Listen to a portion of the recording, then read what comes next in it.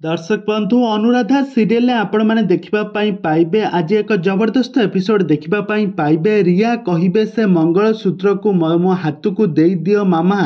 यापर आनिशा कहती मंगलसूत्र नदेले तू कौन करिबु रिया। यापर रिया कहिबे मु मो ऋषि को धरी ए घर सबुदिन चली जीवी।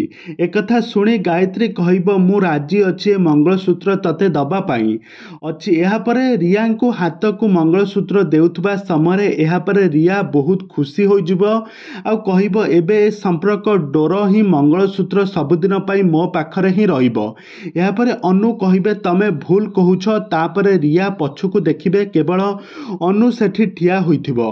अनु को सेठारे देखि रिया आश्चर्य होइजिबे आ तांको हाथरू मंगलसूत्र खसी पड़िबो। यापर अनु तांको धरा यापर अनु से मंगलसूत्र को धरी पकाइबे। तापरे अनु कहब मु मो संपर्क को रक्षा करबा फेरी आसी रिया।